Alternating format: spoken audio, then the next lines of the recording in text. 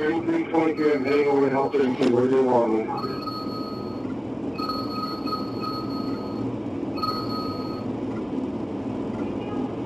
Sorry, 3322, are you calling?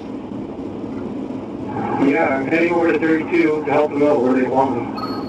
The last location I had is Young, south of B-Cross.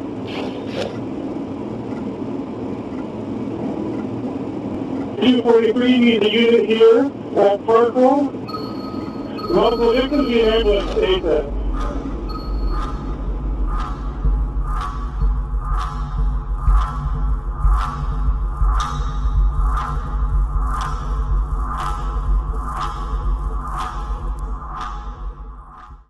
On April 23, 2018, an individual by the name of Alek Minassian drove a white Chevrolet Express van around Toronto, Canada, striking and killing 10 people and injuring 16.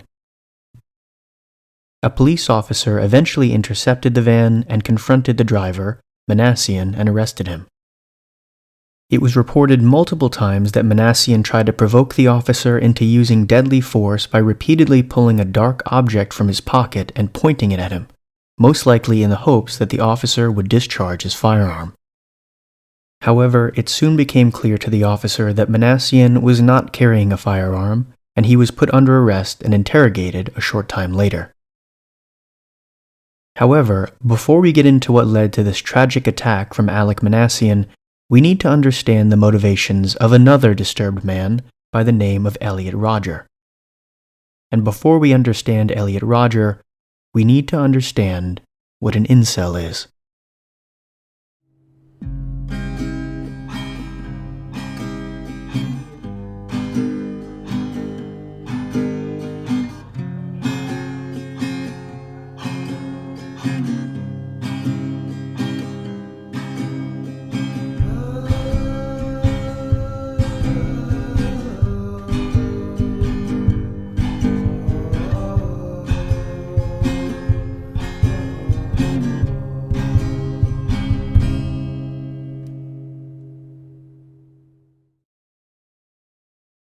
Wikipedia defines incel, or involuntary celibate, this way. Members of an online subculture who define themselves as unable to find a romantic or sexual partner despite desiring one.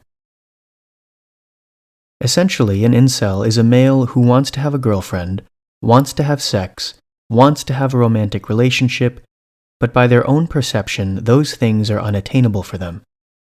As a result, they blame women for not being attracted to them, or alternatively for being attracted to other non-incel men. This blame can also be put on other men who incels feel are more attractive than them, therefore acquiring more attention from the opposite sex, often referred to as chads. This viewpoint can result in an incel being bitter and angry primarily towards women, which naturally can make them less likely to get a romantic relationship, and the prophecy becomes self-fulfilling.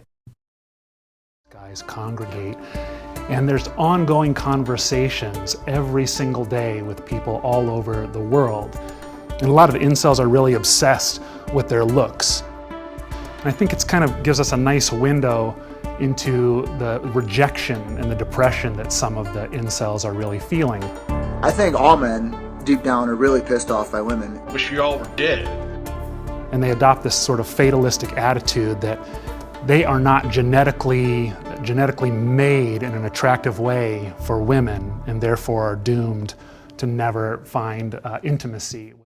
The subculture of incels has grown from a small forum where dateless individuals could share their experiences and ideas to almost a hate group against women. Many times they freely discuss violence against women who refuse to engage with them sexually or romantically, or violence against men who they feel are more attractive to women. Incels have their own terminology, their own ideology, and even more prominent incels that they look up to. Enter Elliot Rodger. I'll be a god, exacting my retribution on all those who deserve it. Elliot Rodger was born in London and moved to the United States with his parents when he was 5 years old, eventually being raised in Los Angeles. Throughout his life, he experienced consistent bullying, mockery, and beatings. He also showed signs of developmental and behavioral disorders despite never being formally diagnosed. As he got older, his bitterness and hate for those around him began to grow. His jealousy and anger toward women who he felt ignored him grew as well, leading to multiple violent incidents when he was an adolescent. In 2011, Rodger threw coffee on a couple he was jealous of, and also threw coffee on 2 girls for not smiling at him. In July 2013, after being mocked at a party, Rodger attempted to push a small group of girls off a 10-foot ledge. Rodger's grievances were also well documented. In addition to having a YouTube channel where he would post videos expressing his displeasure at what was going on in his life, he would also end up writing a 100,000-word manifesto entitled My Twisted World, The Story of Elliot Rodger. The manifesto was filled with hateful, racist, and misogynistic language and ideas. He ended up sending this manifesto to 34 people, his family, therapists, and classmates included. By this time, he had also purchased multiple firearms. On May 23, 2014, Rodger killed 3 men, 2 of them being his roommates, by stabbing them numerous times in his apartment. He then went to a coffee shop and then around 8:30 p.m. created his final video to his YouTube channel entitled Elliot Rodger's Retribution and uploaded it less than an hour later. Hi, Elliot Rodger here. Well, this is my last video. It all has to come to this.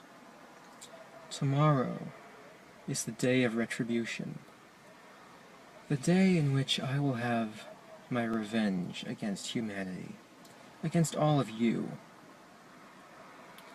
For the last 8 years of my life, ever since I've hit puberty, I've been forced to endure an existence of loneliness, rejection, and unfulfilled desires, all because girls have never been attracted to me. Girls gave their affection and sex and love to other men, but never to me. I'm 22 years old, and I'm still a virgin. I've never even kissed a girl. I've been through college for 2.5 years, more than that actually, and I'm still a virgin. It has been very torturous. College is the time when everyone experiences those things such as sex and fun and pleasure. But in those years I've had to rot in loneliness. It's not fair. Rodger then drove to the Alpha Phi sorority house at Embarcadero, where after failing to enter the sorority house itself, began shooting people nearby. He then went on a rampage, driving around town, shooting multiple people and striking others with his vehicle. At around 9:35 p.m. that evening, police found Rodger's car with him inside, dead from a self-inflicted gunshot wound to the head. In total, 6 people were killed by Rodger and 14 others were injured from gunshot wounds or blunt trauma from his vehicle. From this incident sparked countless discussions on gun control, internet culture, and misogyny. To any sane, rationally thinking person who hears about this case, Elliot Rodger is a disturbed, depraved, hateful individual who took the bad experiences from his life and used them as justification to commit multiple murders. To some incels, however, Elliot Rodger became something else. A hero.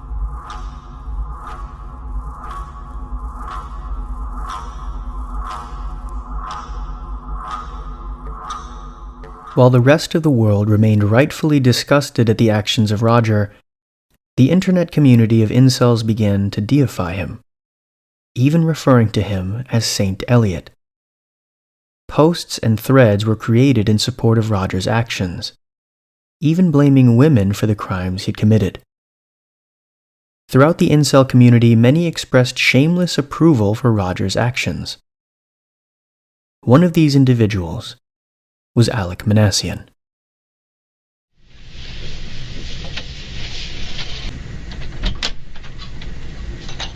Alek? Hello. Hi, how are you? Doing good. How are you? Good, good. Do you drink water? Sure. Thanks so much. How you feeling? I'm good. You feeling okay? My name's Rob Thomas. Nice to meet you. Hey, how are you? How are you? You doing okay? Yeah. Yeah, you probably had better days than this, I guess, eh? Yeah. Yeah. Well, I am a little shaken, to be honest. A little shaken? It's not my usual day, obviously. Yeah, no, I can appreciate that. Yeah. Alek. Do you mind if I call you Alek? Yeah, sure. What do your friends normally call you? Alek. Alek. Yeah. Alek, my name's Rob Thomas. So I want you to call me Rob from here on in, okay? Okay. Is that okay? Okay. Okay. Alek, I want you to understand something. I'm a senior detective with the Toronto Police. Do you understand what that means? Yes. You know I'm a police officer. Yes. Okay. I don't wear a uniform. I wear a suit and tie because of the type of work that I do. But although I'm in a suit and tie, I'm an actual police officer, okay? And I'm one of the senior investigators on this case, okay? I got called in for this specific case because of what's happened and the involvement and everything else that's been going on, okay? Before we get started, I want you to know that we're being videotaped and audio taped, okay? Okay. Do you know what I mean by that? Yes. Everything I see and do is being captured. Exactly, yeah, on audio and video, okay? Now, here's what I want to do, Alek. I want to talk to you, okay? We're going to spend a good deal of time together, okay? Okay. It's important that I talk to you, all right? I've done a little bit of reading, and I know a little bit about involuntary Celibacy. Celibacy, right? So being celibate, involuntarily celibate. What does that mean? That means celibacy means someone who never has a sexual intercourse. Right. Involuntary celibacy means this wasn't your choice. I You see. essentially have been thrown into true forced loneliness, and you're unable to lose your virginity. Right. This is especially painful for young males. Note the way that Alek describes the term involuntary celibacy. A great deal of the blame, if not all of it, is shifted onto society or the people around the involuntary celibate. He uses terms like thrown into, unable to, and forced loneliness. This implies that the onus is not on the individual in this case, the incel, but rather the people around him, or his current situation, whatever that may be. Right. That makes sense. When did you first? Sorry, you mentioned this and I forgot. When did you first go on to 4chan? 2014. 2014, and specifically when in 2014? May 23, 2014. And how were you able to remember that? Because I remember that was a very significant day. Okay. What was that? That was when Elliot Rodger decided to essentially commit an uprising, a beta uprising, if you will, Right. against the Chads and the Stacys. It was a beta uprising. A beta uprising? Okay. Although he didn't call it a beta uprising at the time. Someone else who was inspired by him by the name of Chris Harper called it a beta uprising sometime in, actually I believe it was October 1, 2015. It was Elliot Rodger who was the father of Basically this. the founding forefather of the entire movement. Right. So explain to me this movement. What's this movement about? It's basically a movement of angry incels such as myself who are unable to get laid. Therefore, we want to overthrow the Chads, which would force the Stacys to be forced to reproduce with the incels. Right. Take a moment and really consider the lunacy of what is being said here. This uprising he's talking about, this movement, is to eliminate all of the Chads who we previously established are men who incels feel have more sexual attractiveness to women, in order to force Stacies, or women who are sexually attractive, to reproduce with the incels. This narrative would be almost completely laughable if it wasn't for the glaring fact that a number of the incel community, estimated to be at or over 100,000 at the time of making this video, share similar viewpoints to Alek Minassian and Elliot Rodger. Okay, when you say incels, Involuntary celibate. celibate. So that's just a short form for fellas who Can't get laid. Can't have sex. Right? Okay. And what happened in the Elliot Rodgers uprising? What did he do? I know he used a gun as well as a vehicle to convert the life status of certain individuals to death status. Right.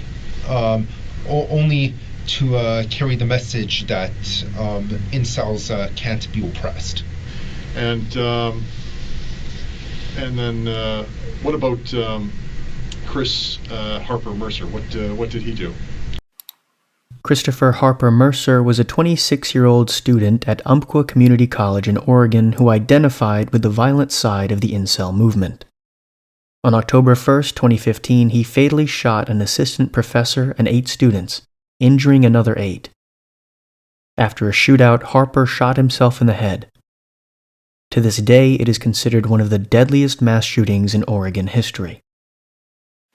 He used a gun for all of his murders. And were these fellas active on 4chan? Yes. They were. Have you ever communicated with these fellas?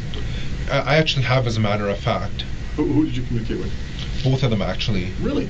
We discussed our frustrations at society and being unable to get laid, and we were plotting a certain timed strikes on society in order to confuse and shake the foundations, just to put all the normies in a state of panic. Okay, and who would be a normie? Normie means normal people. That would be anyone who is considered to be normal by the unfair standards of society. But not the Chads or Stacies. Chads and Stacies are actually above normies, or at least they think they're above normies. Of course, yeah. Okay, all right. So is it fair to say you've got Chads and Stacies up here, normies down here, and then you've got celebs who believe that they are being repressed? Incels, sorry. Yes. Incels who believe they're being suppressed or repressed, yes. and so as a result, to even the playing field. Yes. They convert the Stacies and Chads from living to dead, and to make so that we come out on top. Yeah, more than so. Is there so the targets? Who would the targets for this uprising be?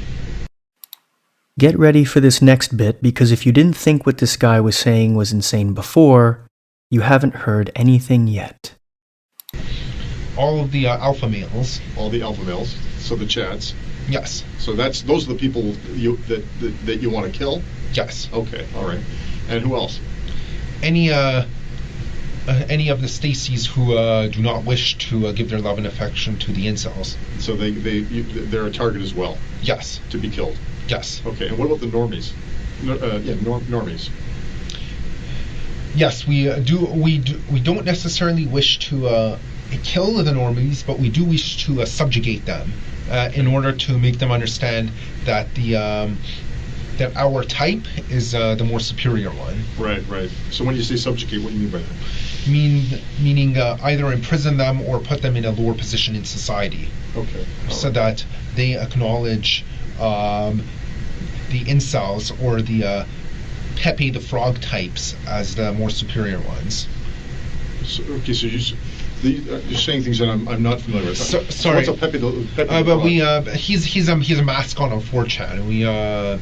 He's a mascot? Yes. Oh, mascot on 4chan. Yes. I was using a metaphor. Oh, okay. Yeah, so he's actually worshipped quite frequently. Oh, okay. All right. So going back to the conversation with Chris and Elliot, who did you have conversation with first? Let me ask you that. Elliot. So how did you learn of Elliot? because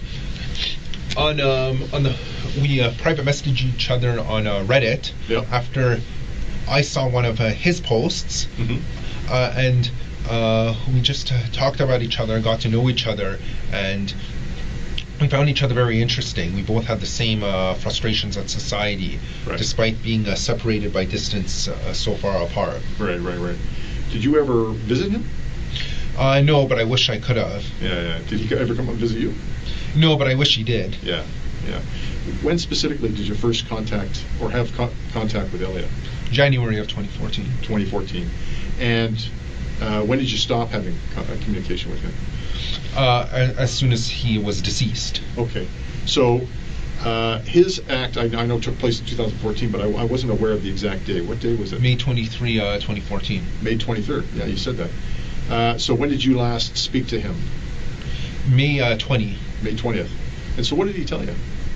He told me that he has to go. He is on a very important mission, and he might not make it back alive. And so what did you say to him? I kind of had an idea in my head of what he was planning, but I didn't want to think it was true at the time. So I replied and said, I wish you good luck with that. Right on. Okay.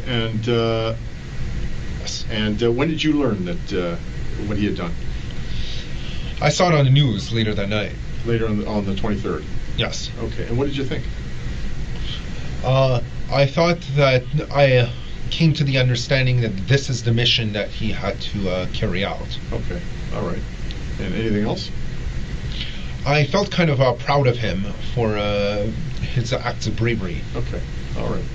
And what about how you started to change your thinking? Was any of that going on? I was starting to feel radicalized at that time. You were? Okay.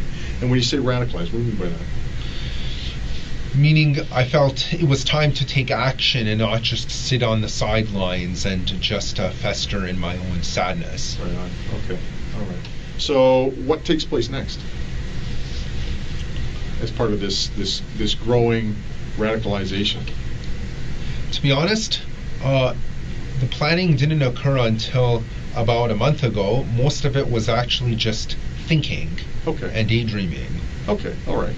So the thinking and daydreaming, when did that start? That started about a month after the rebellion in May of 2014. Okay, so in June I started thinking about this stuff. And then that continued right up till about a month ago? Yes, which is when I booked the van with the rider in order to use as a tool for rebellion. Okay, all right. So take me through that process. What was going through your mind, and what were you thinking when you were doing all of this? What was going on? I was thinking that it was a time that I stood up to the Chads and Stacys. Okay. And then, so what happened? So tell me what takes place. So I booked the van. Yep. And then I just simply wait until today. Yep. And then I go rent the van, and then I drive it, take it downtown to Toronto. Okay. And I just start using it as a weapon. Okay, all right. And so when you say that, what do you mean by that? Meaning the vehicle collided with several pedestrians, some of who are no longer alive as a result. Right. Okay. And so... An often underlooked aspect to these police interrogations is the mental and emotional fortitude that the interrogating officer must have in order to achieve results. Over the past 12 minutes, Alek Minassian has told the officer a number of disturbing things that to any sane person would trigger feelings of disgust and even hatred toward him. His radical ideas are also clearly so far steeped in delusion that a rational person would immediately dismiss them. The interrogating officer, however, in order to keep the interrogation and conversation flowing smoothly, must treat Minassian and his ideas with a sense of normalcy and understanding in order to keep him talking. A feat that not too many people would be able to do in this situation, when faced with someone so deranged. Yeah, that's a lot of information. Take me back to a month ago. You said this is when this whole planning started? Yes. Okay. So about a month ago, where were you at that point? I was at Seneca College, and I decided to phone Rodger and book either a truck or a van with them. And they had a 10-foot van available, so I figured that this is perfect. I can it's big enough to have an effect, but not too big that I can't maneuver with it. So van was the perfect medium size to use as my weapon. Okay, so when do you leave Rodger? I wasn't looking at the time when I left, but I know I received the van before 1 p.m., although the booking was actually scheduled for 1. Okay, all right. And how long does it take you to get from Rodger to Yonge Street? To Yonge? To the beginning of Yonge? To the beginning of the attack. Oh, to the near Yonge and Finch. Yeah. I would estimate about 20 to 30 minutes. 20 to 30 minutes. Now, what are you thinking while you're in the van? I'm thinking that this is it. This is the day of retribution. Okay. And anything else in your mind? Just that. That's the only thing that's in my mind. It's just burning in my mind. Burning in your mind. Yeah. Okay. And so let me ask you this, because this is really interesting. Why do you choose Yonge and Finch? I didn't choose Yonge and Finch in particular. I was driving down Yonge because I knew it would be a busy area, and then as soon as I saw there were pedestrians, I just decided to go for it. Okay. And so, where specifically were you, in terms of your specific location? Where were you when you just decided to go for it? I was at some traffic lights. Okay, where? Actually, I don't remember. The only reason, in fact, if I hadn't, I remember some other. I had heard some other officer mention Yonge and Finch before. That's the only reason I really remember it. Okay. But otherwise, I actually wouldn't have remembered that it's Yonge and Finch. I just knew that I started seeing a lot of people walking. Okay. Am I correct when I say that you knew at least you were on Yonge Street? Yes. And you knew that you were... Because I specifically chose it beforehand, because that's why, because I even looked for that ramp from Highway 7 to Yonge. Right, okay. So, nevertheless, you're at a stoplight, you said? Yes. And now, are you faced with a red light? You're stopped? Yes, but as soon as it turned green, I started going. Okay, and just walk me through this, okay, step by step. So it turns green, and what are you thinking? I'm thinking that this is it. I see all these people. It's time to go for it. Time to go for it. And what do? I floor the pedal. Yep. I speed the van towards them, and I allow the van to collide with them. Okay. And then what happens? Some people get knocked out of the way. Some people roll over the top of the van. Okay. And then what happens? I continue doing that until, in fact, actually, to be honest, the only reason I stopped my attack was because someone's drink got splashed on my windshield, and I was worried that I would crash the van anyway, so I decided, okay, now I wanted to do more, but I've kind of been foiled by a lack of visibility. So then that's when I turned right, and I saw the cops approaching, so I decided to pull over and get out of my van. Okay. How long do you travel from the moment that you decide this is it, the light turns green, and you mount the sidewalk, is that right? Yes. To the time that you stop? How long in terms of the distance would that have been? About 2 or 3 traffic lights. 2 or 3 traffic lights. Okay. So you turn right at what street? I don't remember which street. I wasn't paying attention. Why do you turn right? Because there wasn't any convenient place to stop at Yonge, and like I said, that there was a lack of visibility on my windshield. I could hear the cops coming anyway, so when I turned right, there was a convenient place to pull over on the sidewalk. Okay.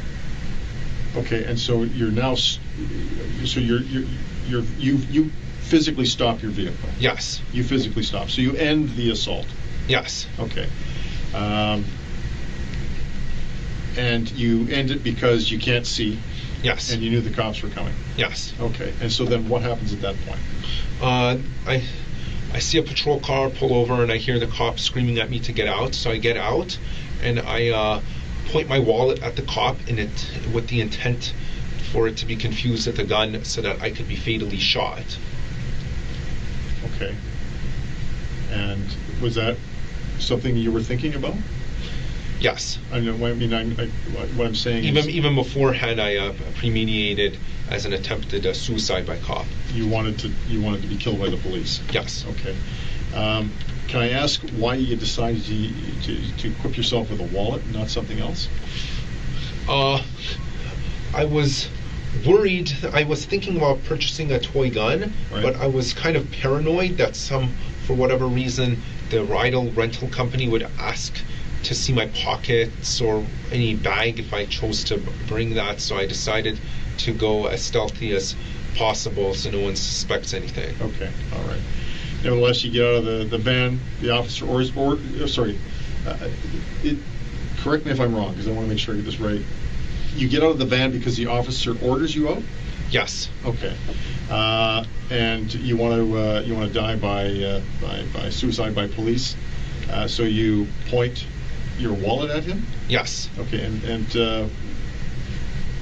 do you say anything to the officer? I actually told him that I had a gun in my pocket, which was untrue. Right. Then twice I stuck my left hand in my pocket and attempted to do this just to provoke a reaction. Okay. Unfortunately he didn't react. Right. So then I ended up being ordered to the ground. So I knew at that point he's not going to shoot me. So I've lost. So I had no choice but to just get on the ground. I'm going to ask you this because it's important. 10 people died here today.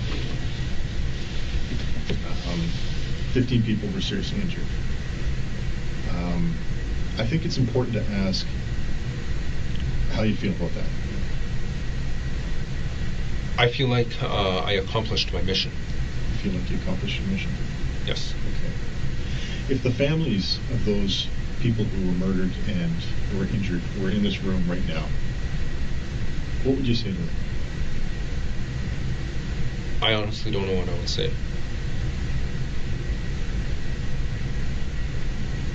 Would you apologize? I honestly don't know. No. While it's true that not all who identify with the Incel community have the violent fantasies of men like Alek Minassian and Elliot Rodger, it is still alarming how many of these radical ideas are perpetuated, not just by attacks, but by support for these attacks and the men who carried them out. They can be compared to a terrorist cell, whose ideas and delusions are insatiable, and who feel justified in their violent actions against those who they feel deserve punishment. Perhaps even more dangerous than their outward ideals, though, is their inner dialogue, one which absolves them of any role in the situation they find themselves in, instead heavily shifting the blame to society rather than coming to terms with their own shortcomings. Alek Minassian pleaded guilty to 10 counts of first-degree murder and 16 counts of attempted murder. His trial lasted for 6 weeks and was done virtually due to the COVID-19 pandemic. A judge ruled him guilty, and he is expected to serve, at the very least, a life sentence.